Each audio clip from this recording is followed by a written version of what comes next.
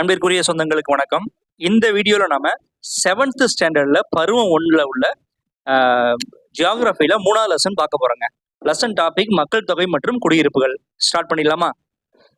காக்கச இனத்தை டேஷ் என்றும் அழைக்கலாம். காக்கச இன மக்களை வந்து ஐரோப்பியர்கள்னு அழைக்கலாம். ஏன்னா ஐரோப்பாவில் இருக்கக்கூடிய மக்கள் இருக்காங்க இல்லையா, அவங்க காக்கச இனத்தை சேர்ந்தவங்க. கரெக்டா? எந்த இனம் ஆசிய அமெரிக்க இனமாகும்?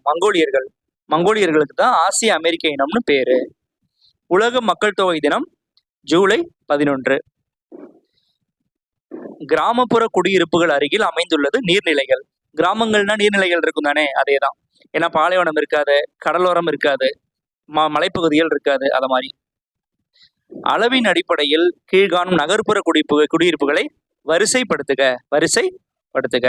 ஃபர்ஸ்ட் நகரம், அடுத்து தலைநகரம், அடுத்து இணைந்த நகரம், அடுத்தது மீப்பெரும் நகரம். 1, 3, 4, 2.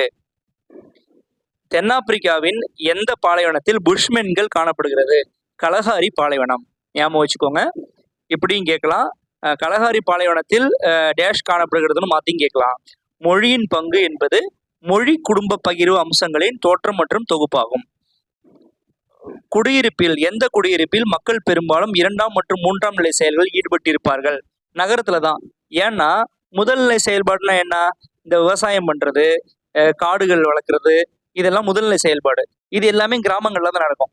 கிராமங்கள்ல முதல்நிலை செயல்பாடு செய்து அந்த பொருள் நகரத்துக்கு வரும்.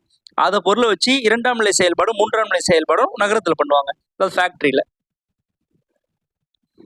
டேஷ் நகரங்கள் பொதுவாக கிராமப்புற நகர்ப்புற எல்லைக்கு வெளியே அமைந்திருக்கும்.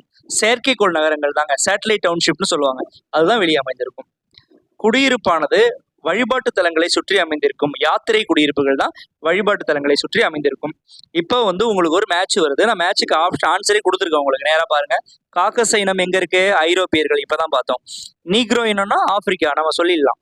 மங்கோலிய இனம்னா ஆசிய அமெரிக்கர்கள். அண்ட் ஆஸ்ட்ராய்டு இனம்னா ஆஸ்திரேலியர்கள். ஆஸ்திரேலியா. நீட்டா ஒரு ஈஸியா கண்டுபிடிச்சிக்கலாம்.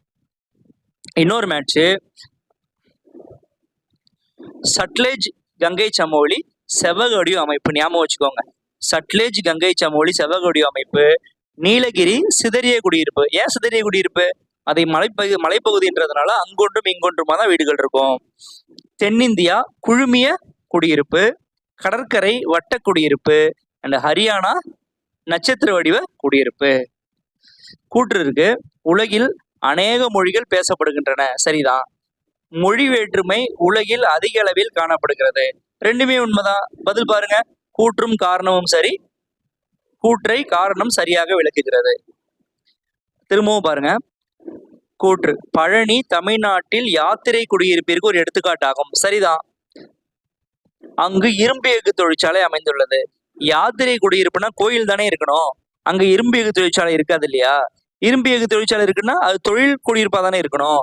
அப்ப காரணம் நிச்சயமா தவறு. பாருங்க, கூற்றும் காரணமும் சரி, ஆனால் கூற்றை காரணம் சரியாக விளக்கவில்லை. ஓகேவா? அடுத்து இனங்களின் வகைகள். ஆல்ரெடி நான் உங்களது மேட்ச்லயே இது வந்துட்டு, காக்கசாய்டு ஐரோப்பியர்கள், நீக்ராய்டு ஆப்பிரிக்கர்கள், மங்கோலாய்டு ஆசியர்கள் அண்ட் ஆஸ்ட்ராய்டு ஆஸ்திரேலியர்கள். ஓகேவா?